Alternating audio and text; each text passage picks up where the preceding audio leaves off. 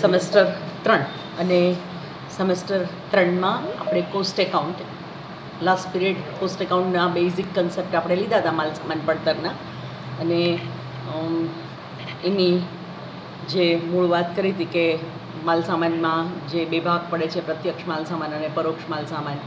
પછી પરોક્ષ માલ સામાનમાં અલગ અલગ પ્રકારનો કેવો છે માલ સામાન, એ માલ સામાન અંકુશનો અર્થ હેતુ ક્યાં હોઈ શકે.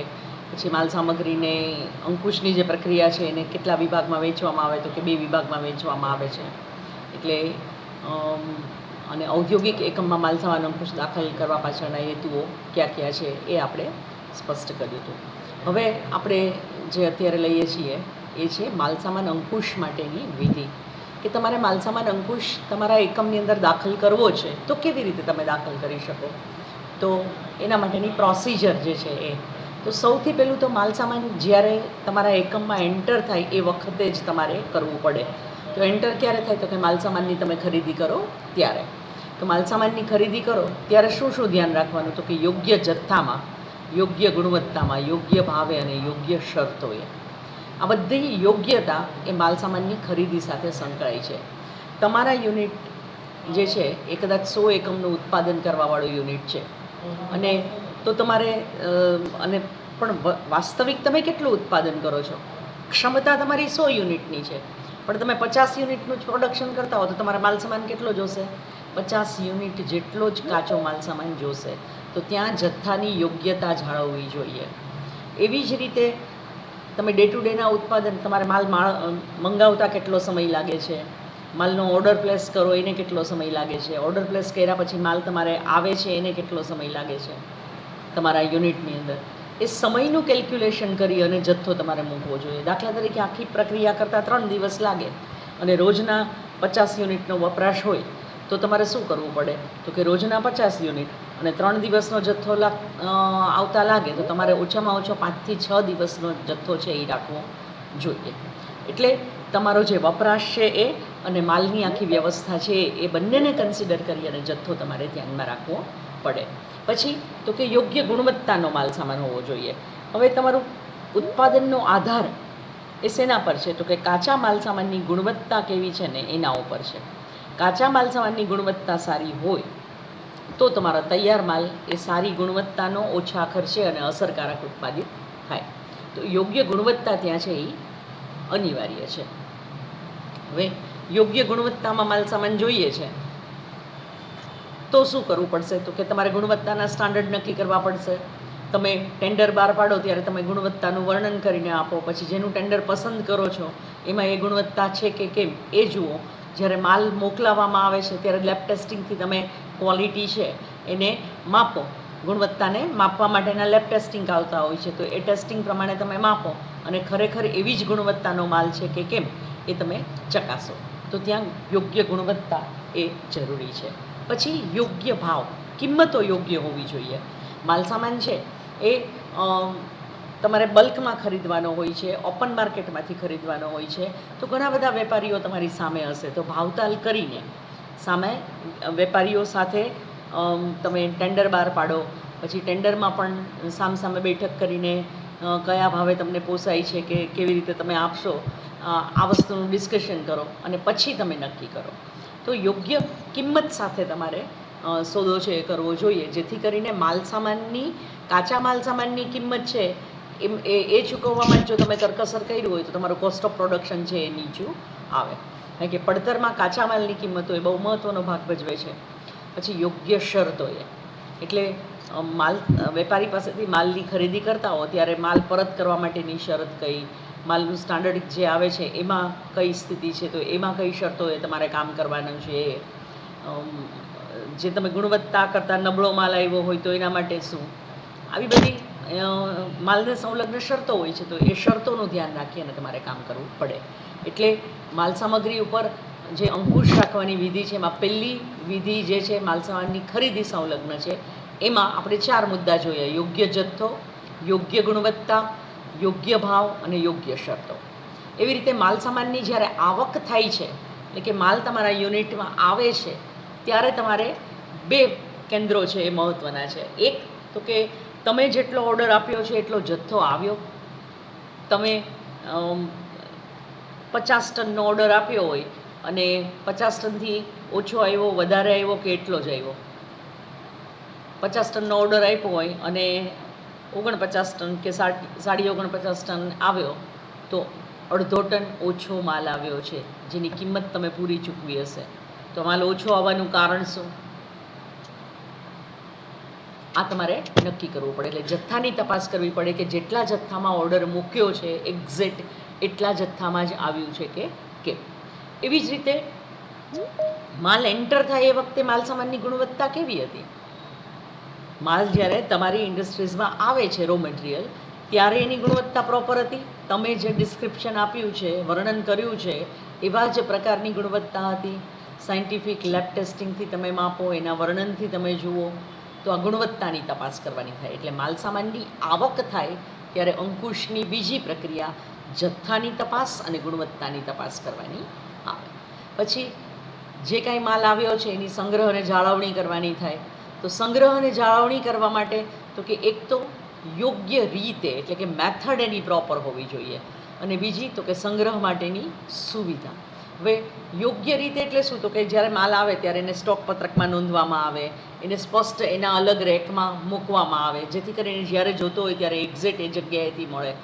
બહુ બધા યુનિટ આવી ગયા હોય કે અનેક પ્રકારની વસ્તુઓનો માલ પડ્યો હોય અને બધું એક રૂમમાં ઢગલો પડ્યો હોય, તો તમે ગોતશો કેવી રીતે? તમે એ માલને શોધવામાં એટલો તમારો સમય જાય.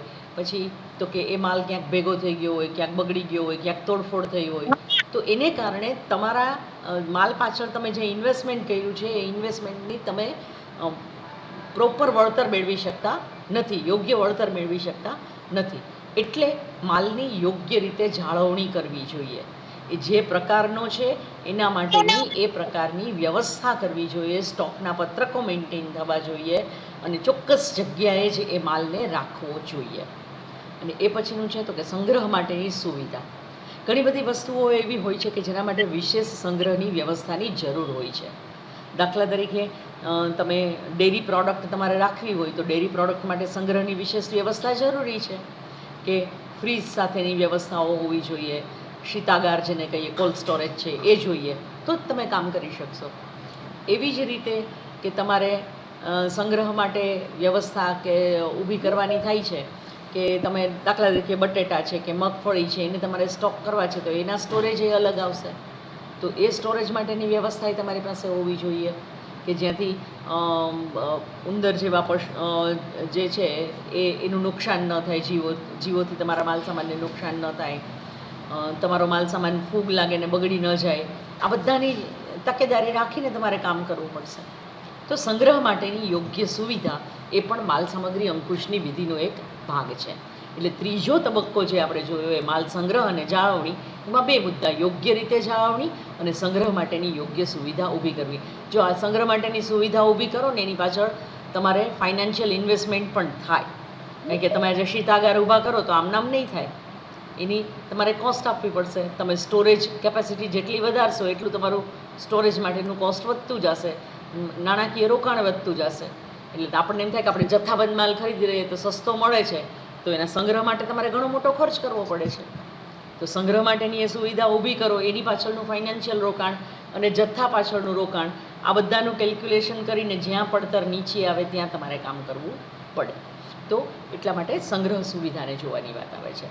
અને પછી તો કે માલ સામાનનો વપરાશ જ્યારે થતો હોય ત્યારે સ્ટોર અને સ્ટોક આ બંને પર અંકુશ રાખવાનું થાય છે. એટલે ચોથી વિધિ છે માલ સામાન વપરાશ વખતની છે, કે તમે સ્ટોરમાંથી માલ તમારા ઇન્ડસ્ટ્રીઝમાં મોકલો છો, ઉદ્યોગમાં મોકલો છો, ત્યારે તમારે પ્રોપર માલ સામાન આવક અને જાવકનું પત્રક મેન્ટેન થવું જોઈએ. અને જ્યારે ઇન્ડસ્ટ્રીઝમાં માલ વાપરે છે કામદારો, ત્યારે એના જથ્થા ઉપર યોગ્ય અંકુશ રહે એવી રીતે વાપરવો જોઈએ. એટલે કામદાર છે એ આજે તમારે એને જોઈએ છે રોજનું એ 50 યુનિટનું ઉત્પાદન કરતો હોય અને એને 5 કિલો માલ જોતો હોય, તો એ કેટલો લઈ જાય છે? 5 કિલોમાં 50 યુનિટનું કરી દે છે, કે એને 5 કિલો કરતાં વધુ માલ જોઈએ છે, કે 5 કિલો કરતાં ઓછો વાપરીને કરી નાખે છે? કે માલનો પૂરતો ઉપયોગ નથી કરતા અને ગમે તેવું પ્રોડક્શન કરી નાખે છે. આ તમારે પ્રોડક્શન અંકુશ સાથે સંકળાયેલી મેટર્સ છે. એટલે સ્ટોર ઉપર અંકુશ, સ્ટોક પર અંકુશ તમે રાખો અને એની સાથે સાથે પ્રોડક્શનમાં પણ જ્યારે કામદાર કામ કરતો હોય ત્યારે માલસામાનના વપરાશ ઉપર અંકુશ છે એ જાળવવો જોઈએ.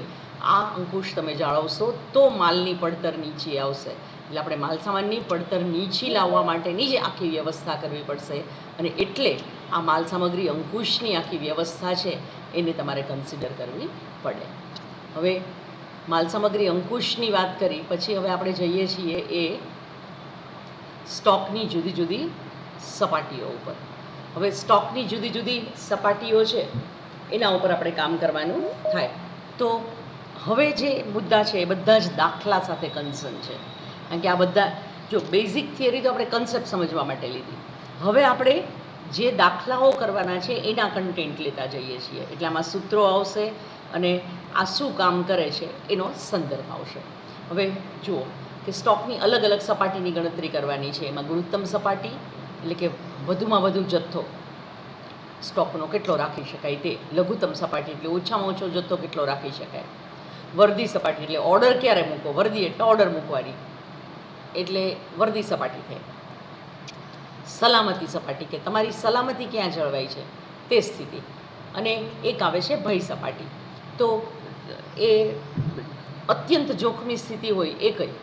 આ રીતે તમારે માલસામાનની સપાટી છે એ ગણવી પડે, જેથી કરીને તમે સ્ટોકમાં કેટલો માલ મેન્ટેન કરશો તો તમારી માલસામાનની પડતર કેટલી આવે એ નક્કી કરી શકાય, જેથી ઉત્પાદન પ્રક્રિયા ખોરવાય નહીં, યોગ્ય ગુણવત્તાનું ઉત્પાદન કરી શકાય અને તમે માલસામાન પાછળ જે ઇન્વેસ્ટમેન્ટ કરો છો એ ઇન્વેસ્ટમેન્ટ પણ કરકસરયુક્ત રહે. એટલે રોકાયેલી મૂડી પર વળતરનો દર તમે વાજબી રીતે મેન્ટેન કરી શકો એ માટે આ તમારે સપાટીઓના કેલ્ક્યુલેશન મુજબ જ ચાલવું જોઈએ. હવે પહેલું આપણે લઈએ છીએ ગુરુત્તમ સપાટી. તો જે માલના જથ્થાથી વધુ માલનો જથ્થો રાખવો આર્થિક રીતે પરવડે તેમ ન હોય તે જથ્થાને ગુરુત્તમ જથ્થો કે ગુરુત્તમ સપાટી કહી શકાય. એટલે શું કહેતો કે તમે એકમમાં વધુમાં વધુ કેટલો માલ રાખી શકશો, એનાથી વધુ તમે માલ લાવો તો તમને આર્થિક રીતે પરવડે નહીં. ન પરવડવાનું કારણ શું હોય તો કે એક તો સંગ્રહની ક્ષમતા ન હોય એટલે ન પરવડે. બીજું તો કે એટલી તમારી ઉત્પાદનની જરૂરિયાત જ નથી. આખા વર્ષનો માલ સ્ટોર કરી લ્યો પછી એ તમે જો વધુ જથ્થો લાવતા હો તો એનાથી વધારેની જરૂરિયાત જ નથી. એટલે જે માલના જથ્થાથી વધુ માલનો જથ્થો રાખવો આર્થિક રીતે તમને પરવડે તેમ ન હોય તેવા જથ્થાને ગુરુત્તમ જથ્થો કે ગુરુત્તમ સપાટી કહી શકાય. ગુરુત્તમ સપાટીએ માલનો જથ્થો પહોંચે એટલે તમારે શું કરવું પડે તો કે ખરીદી અટકાવી દેવી પડે. હવે આનાથી વધુ ખરીદી કરાય નહીં. પછી વપરાશ થાય, એ જથ્થો ઓછો થાય, પછી તમારે જ્યારે ઓર્ડર મૂકવાનો થાય ત્યારે ઓર્ડર આપવો જોઈએ, કારણ કે તેનાથી વધુ ખરીદી નુકસાનકારક નીવડે છે. જો કે ભવિષ્યમાં માલની અછત ઊભી થવાની સંભાવના તમને લાગતી હોય કે હવે આ માલ મળશે જ નહીં, કે અત્યારની પરિસ્થિતિ જ કપરી છે એટલે એ મળવાની સંભાવના ઓછી છે, ત્યારે માલના ભાવ વધી જવાનો ભય ઊભો થતો હોય છે. આવા સંજોગોમાં તમારે ગુરુત્તમ સપાટીથી વધુ માલ છે એ ખરીદાતો હોય છે તો એમાં બાદ હોતો નથી. પણ એવા સંજોગો ક્યારે આવે તો કે એ આકસ્મિક જ આવે છે અને બહુ વર્ષોએ આવે છે, દર વર્ષે ન આવે કે ભાઈ ખેતીમાં પ્રોડક્શન જેટલું નથી થયું કે એક્સપોર્ટ ઇમ્પોર્ટ બંધ થઈ ગયું છે ને માલ હવે આવશે જ નહીં. આવી સ્થિતિ આકસ્મિક સંજોગોમાં જ આવે, બાકી આવતી હોતી નથી. કે દાખલા તરીકે અત્યારે આ કોરોનાની કન્ડિશન થઈ તો ચાઇનીઝ વેપારમાં આપણે પ્રતિબંધ મૂક્યો હોય સરકારે, તો એ જે પ્રતિબંધ મૂક્યો હોય એને કારણે તમારું ચાઇનાથી રો મટીરિયલ આવતું હોય એ અટકી જવાની સંભાવના ઊભી થઈ હોય તો એમ દેખાતું હોય કે સરકાર પ્રતિબંધ મૂકશે તો પહેલાં અગાઉથી ઓર્ડર મૂકી અને એટલો જથ્થો છે એ મંગાવી લેવામાં આવે. આવું લોકો કરતા હોય છે. એવી રીતે કે ભાઈ ભય છે યુદ્ધનો અને હવે અખાતના દેશોમાં કે અન્ય જેની સાથે યુદ્ધ થવાની સંભાવના છે એ જગ્યાએથી તમને માલ મળી શકે એમ નથી, તો હવે યુદ્ધ શરૂ થાય એ પહેલાં તમે એક અમુક જથ્થો મંગાવી લો કે જેથી કરીને તમારું ઉત્પાદન ખોરવાય નહીં. તો એટલા માટે તમે આવા સંજોગોની અંદર તમે ગુરુત્તમ સપાટીથી વધુ જથ્થો મંગાવો, બાકીના સમયમાં ગુરુત્તમ સપાટીથી વધુ જથ્થો ક્યારેય મંગાવવો જોઈએ નહીં. હવે ગુરુત્તમ સપાટીનો જથ્થો નક્કી કેમ કરવો આપણે જે દાખલા ગણવાના છે એ આના જ ગણવાના છે કે ગુરુત્તમ સપાટી જેટલો જથ્થો આપણે નક્કી કરવો છે, તો એ કેવી રીતે કરવો? તો ગુરુત્તમ સપાટીનો જથ્થો નક્કી કરતી વખતે કેટલાક પરિબળોને ધ્યાનમાં લેવામાં આવે છે. સૌથી પહેલું નાણાકીય સ્થિતિ, કે તમારા એકમની નાણાકીય સ્થિતિ કેવી છે. તમારા એકમમાં માંડ નાણાંની વ્યવસ્થા થતી હોય તો માલમાં ઝાઝા નાણાં રોકવા જોઈએ નહીં. તો ગુરુત્તમ સપાટી તમારે નીચી કક્ષાએ રાખવી જોઈએ, કારણ કે તમને એટલા નાણાં રોકવા પરવડે તેમ જ નથી. પણ એકમ સદ્ધર છે, વર્ષો જૂનું છે, એની પાસે રો મટીરિયલ માટેનું એક અલગ ફંડ પડેલું છે, અને એ આખી સ્થિતિ હોય તો એવા સંજોગોમાં તમારે શું કરવું જોઈએ? તો કે એવા સંજોગોમાં તમે ગુરુત્તમ સપાટી છે એ ફાઇનાન્શિયલ કન્ડિશન સદ્ધર હોવાને કારણે ઊંચી રાખી શકો છો.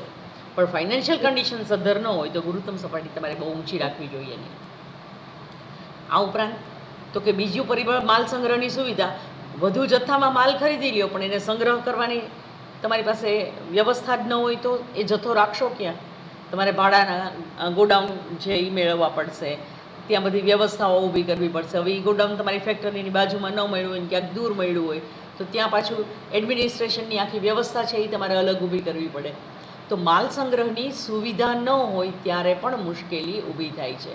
જો એકમ પાસે માલ સંગ્રહની સુવિધા હોય તો માલની ગુરુત્તમ સપાટી રાખવાનું શક્ય બને છે, અને માલની ગુણવત્તા છે એ જાળવી શકાય તેવા પ્રકારની માલ સંગ્રહની સગવડ એ જરૂરી બને છે. અને માલ સંગ્રહની સુવિધાના અભાવે તમારે ગુરુત્તમ સપાટી જાળવવાનું મુશ્કેલ બનતું હોય છે. તો ત્યારે પણ તમારે ગુરુત્તમ સપાટી કેટલી રાખવી? તો કે માલ સંગ્રહની તમારી સુવિધા છે એટલી. પછી માલની પોતાની સ્થિતિ કેવી છે? નાશવંત છે? જો માલ ઝડપથી નાશ પામે તેવો, બગડી જાય તેવો હોય તો તમારે ગુરુત્તમ સપાટી ઓછી રખાય. કેવું? તો કે દૂધની બનાવટો છે, ફળો છે, આ બધાને માટે શું કરવું પડે? તો કે ગુરુત્તમ સપાટી ઓછી જ રખાય, કારણ કે એ બગડી જવાની સંભાવના પૂરેપૂરી છે. એટલે એ 2-3 દિવસથી વધારે તમારે એને અને એના શીતાગારો ને બધાની વ્યવસ્થા જો પૂરેપૂરી હોય. હવે ટેકનોલોજી કામ કરતી થઈ ગઈ છે એટલે કોલ્ડ સ્ટોરેજમાં વ્યવસ્થાઓ ઊભી થતી હોય છે, અને સ્પેશિયલ પ્રકારના ફ્રોઝન સિસ્ટમ ક્રિએટ કરવામાં આવી હોય છે. તો પણ એની પાછળ ઇન્વેસ્ટમેન્ટ એટલું થાય છે. એટલે તમારા એકમે નાશવંત માલ માટેની આવી વ્યવસ્થાઓ ઊભી કરેલી હોય તો એકમને પોસાય એટલી તમારે રાખવી જોઈએ, એનાથી વધુ નહીં. તો નાશવંત માલ માટે પણ તમારે સમજવું પડે છે. પછી ઉત્પાદિત માલની માંગ કેટલી છે? તમે જે માલ રો મટીરિયલ તરીકે વાપરો છો અને એ માલ માર્કેટમાં, એનાથી તૈયાર માલ ઉત્પાદિત કરો છો અને એ માલ માર્કેટમાં જાય છે ત્યારે માલની માંગ કેવી છે? ઉત્પાદિત માલની માંગ વધારે હોય તો કાચા માલની ઇન્વેન્ટરી વધુ રાખવી પોસાય. પણ ઉત્પાદિત માલની માંગ જ ન હોય તો, અથવા તો ઓછી જ હોય તો, અથવા તો જેને કહીએ કે એ અમુક સમય પૂરતી જ રહેતી હોય તો તમારે ઉત્પાદિત માલની માંગ એ ટાઈમ બિંગ છે, મોસમી માંગ છે. તો તમારે શું કરવું પડે? તો કે એટલી જ રખાય, એનાથી વધારે ન રખાય. એટલે ઉત્પાદિત માલની માંગ કેવી છે એના ઉપર કાચા માલની ઇન્વેન્ટરી કેટલી રાખવી એ નક્કી થાય. દાખલા તરીકે મસાલા છે એ 12 મહિનામાં એકવાર લોકો ભરતા હોય, પછી લોકો છૂટકે લેતા હોય, પણ એ કેટલા? બહુ ઓછા લોકો છે. તો 12 મહિને એકવાર ભરે છે તો તમારે મેક્સિમમ જથ્થો ક્યારે લેવો જોઈએ અલગ અલગ મસાલાનો? તો કે જે સિઝનનો ટાઈમ છે ત્યારે. પછીના સમયે મસાલાના ઉદ્યોગો જે છે એ પ્રમાણમાં માર્કેટિંગ એ ઓછું કરે છે, એની પાછળ એ ખર્ચા ઓછા નાખે છે, અને નાના પેકિંગમાં એ વેચવાની આખી વ્યવસ્થા છે એ ગોઠવવાનો પ્રયત્ન કરે છે. બજારની સ્થિતિ કેવી છે? બજારમાં માંગ અને પુરવઠાની સ્થિતિ તમારે લક્ષમાં લેવી જોઈએ, ધ્યાનમાં રાખવી જોઈએ. આખો વર્ષ જરૂર પડે ત્યારે માલ મળી શકે તેવી સ્થિતિ હોય તો ગુરુત્તમ સપાટી જાળવવાનું નિરર્થક છે, અર્થ જ નથી કોઈ એમ. અને મોસમ પૂરતો જ માલ આવતો હોય અમુક ઋતુમાં જ રહે તો તમારે ગુરુત્તમ સપાટી જાળવી રાખવી જોઈએ. બજારમાં માંગ પુરવઠાની કન્ડિશન કેવી? રો મટીરિયલના સંદર્ભમાં જો આખું વરસ માલ મળતો હોય તો તમારે ગુરુત્તમ સપાટી જાળવવાની જરૂર નહીં. પણ આખું વરસ નથી મળતો, સિઝન પ્રમાણે જ મળે છે, તો તમારે જે સિઝનમાં મળતો હોય એ સિઝનમાં ગુરુત્તમ સ્ટોક કરી લેવો જોઈએ. દાખલા તરીકે મગફળીનું ઓઇલ અથવા તો જે કંઈ સીડ્સ છે, તલનું ઓઇલ, તો શું કરવું પડે? તો કે જ્યારે એનો જથ્થો માર્કેટમાં આવ્યો હોય ત્યારે તમારે ઊંચો જથ્થો ખરીદી લેવો પડે, કારણ કે તમારે આખી વરસ તેલની ઇન્ડસ્ટ્રીઝ ચલાવવાની છે, પણ મગફળી તો એની ઋતુમાં જ આવવાની છે. એટલે તમારે બજારની સ્થિતિ જે છે એને, અને રો મટીરિયલ કઈ સિઝનમાં આવે છે એને ધ્યાનમાં રાખી અને કામ કરવું જોઈએ. પછીનું છે વૈજ્ઞાનિક સંશોધનો અને શોધખોળો. એને પણ ગુરુત્તમ જથ્થાના સંદર્ભમાં ધ્યાનમાં રાખવા પડે, તમે જે માલનો ઉપયોગ કરી અને તૈયાર માલ બનાવો છો એ માલની સાથે કોઈ ટેકનોલોજી કનેક્ટેડ હોય અને એમાં કંઈ નવા રિસર્ચ થતા હોય અને તમારી વસ્તુ છે એ આઉટડેટેડ થઈ જતી હોય તો શું? ફેશન બદલાઈ જતી હોય તો શું? માલ છે એ જૂનો થઈ જાય અને અપ્રચલિત થઈ જાય કે હવે લોકોને એ પસંદ નથી તો શું? તો ત્યાં તમે ગુરુત્તમ જથ્થો જાળવ્યો હોય તો તમારે નુકસાની જ જવાની છે. એટલે એવું કરવું પડે કે ભાઈ આપણે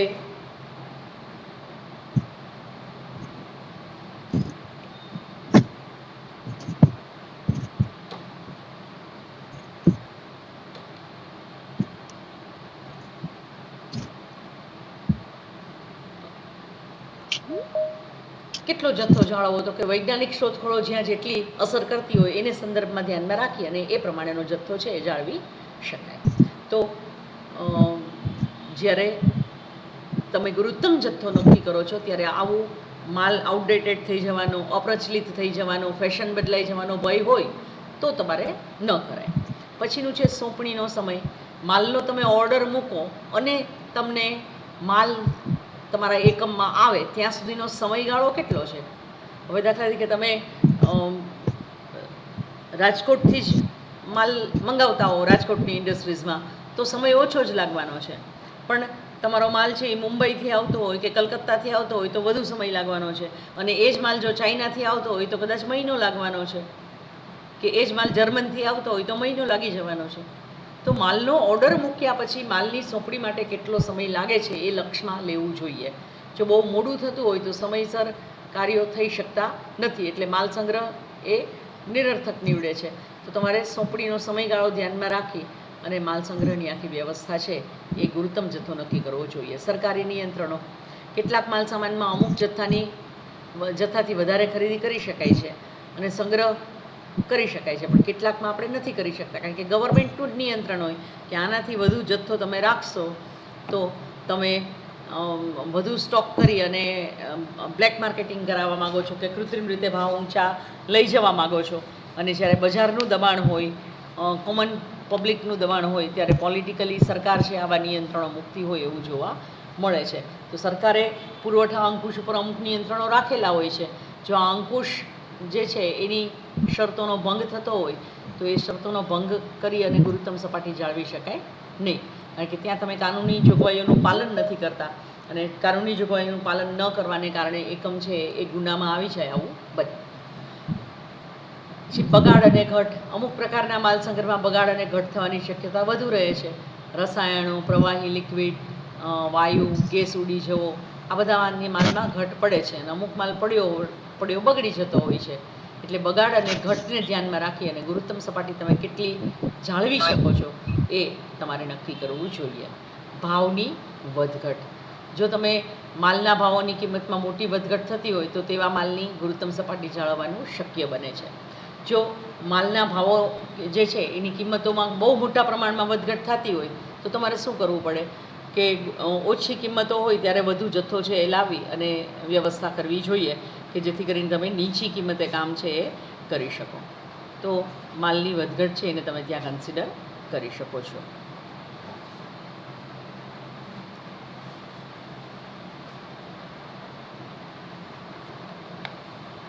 તો ગુરુત્તમ સપાટી માટે ભાવની વધઘટને પણ ધ્યાનમાં રાખવું પડે. પછી વર્ધી સપાટી.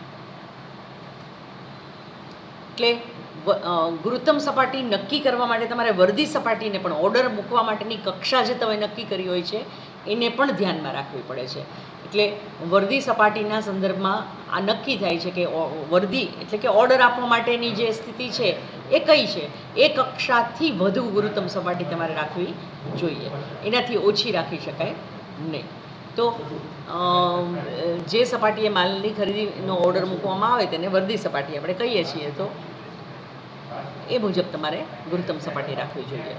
ગુરુત્તમ સપાટીની ગણતરી જ્યારે આપણે કરવાની થાય છે એટલે દાખલામાં આપણે સૂત્રનો ઉપયોગ કરી અને ગુરુત્તમ સપાટીની ગણતરી છે કરવાની હોય છે. તો ગુરુત્તમ સપાટીની ગણતરી કરવા માટે શું, તો કે સૂત્ર છે વર્ધી સપાટી માઇનસ ઓછામાં ઓછા વર્ધી સમયનો ઓછામાં ઓછો વપરાશ, અને એમાં આપણે ઉમેરો કરવાનો છે વત્તા આર્થિક વર્ધી જથ્થો. એટલે તમે જુઓ ગુરુત્તમ સપાટીનું સૂત્રનો ઉપયોગ કરીને તમારે ગણતરી કરવી હશે તો શું કરવું પડશે? એક તો વર્દી સપાટી શોધવી પડશે. બીજું, ઓછામાં ઓછા વર્દી સમયનો ઓછામાં ઓછો વપરાશ પણ તમારે શોધવો પડશે. અને આર્થિક વર્દી જથ્થો પણ તમારે શોધવો પડશે. એટલે અલબત્ત તમને દાખલાઓ હશે ત્યારે તમને આર્થિક વર્દી જથ્થો આપી દીધો હશે, ઓછામાં ઓછો વર્દી સમય કીધો હશે, ઓછામાં ઓછો વપરાશ કીધો હશે. એ બંનેને ગુણાકાર કરી અને ઓછામાં ઓછા વર્દી સમયનો ઓછામાં ઓછો વપરાશ તમારે નક્કી કરવાનો થશે. એટલે આવી ઇનર ગણતરીઓ સાથે તમે આ સૂત્રનો ઉપયોગ કરી અને દાખલામાં કામ કરી શકશો. બીજો મુદ્દો આવે છે લઘુત્તમ સપાટી.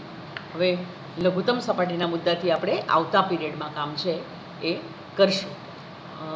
અત્યારે જે આપણે કન્ટેન્ટ જોયા છે એ કન્ટેન્ટની હું તમારી સાથે વાત કરી લઉં. ફરી વખત આપણે નજર ફેરવી લઈએ કે આજે આપણે જે કામ કર્યું એ તમને ખ્યાલ આવે. એક તો માલસામાન અંકુશની આખી વિધિ જોઈ કે 4 મુખ્ય કેન્દ્રો છે એના સબ ડિવિઝન આપણે જોયા કે માલસામાનની ખરીદી છે તો યોગ્ય જથ્થામાં, યોગ્ય ગુણવત્તામાં, યોગ્ય ભાવે, યોગ્ય શરતોએ. એવી રીતે માલસામાનની આવક છે તો જથ્થાની તપાસ અને ગુણવત્તાની તપાસ. માલ સંગ્રહ અને જાળવણી છે તો એમાં યોગ્ય રીતે જાળવણી કરવી અને સંગ્રહ માટેની સુવિધા વિશે વિચારવું. અને માલસામાનનો વપરાશ છે એમાં સ્ટોર અને સ્ટોક પરનો અંકુશ. બરાબર. અને પછી આપણે માલસામાનની ગણતરી માટેની અલગ અલગ સપાટીઓ છે કે જેના આપણે દાખલાઓ કરવાના છે. એમાં આપણે ગુરુત્તમ સપાટી જોઈએ. ગુરુત્તમ સપાટી નક્કી કરવા માટેના પરિબળો જોયા. નાણાકીય સ્થિતિ, માલ સંગ્રહની સ્થિતિ, સુવિધા જે છે એ નાશવંત માલ છે કે નહીં, એ ઉત્પાદિત માલની માંગ કેટલી છે, બજારમાં સ્થિતિ, માંગ પુરવઠાની શું છે, રો મટીરિયલ માટેના જે વસ્તુ તમે બનાવો છો અને જે રો મટીરિયલ છે એમાં વૈજ્ઞાનિક સંશોધનો અને શોધખોળો કેવા છે, સોંપણીનો સમય કેટલો છે, સરકારના નિયંત્રણો કેટલા છે, બગાડ કે ઘટ થવાની સંભાવના કેટલી છે, ભાવની વધઘટ થવાની સ્થિતિ કેવી છે, અને વર્દી એટલે કે ઓર્ડર મૂકવાની કક્ષા તમારી કઈ છે, સપાટી કઈ છે. આ 11 મુદ્દા ધ્યાનમાં રાખીને તમારે ગુરુત્તમ સપાટી નક્કી કરવાની હોય છે. ગુરુત્તમ સપાટી નક્કી કરવા માટેનું સૂત્ર છે ગુરુત્તમ સપાટી બરાબર વર્દી સપાટી માઇનસ ઓછામાં ઓછા વર્દી સમયનો ઓછામાં ઓછો વપરાશ વત્તા આર્થિક વર્દી જથ્થો. બરાબર. આવતા પીરિયડમાં આપણે લઘુત્તમ સપાટીથી કામ છે એ શરૂ કરીશું. થેન્ક યુ મને શાંતિથી સાંભળવા બદલ.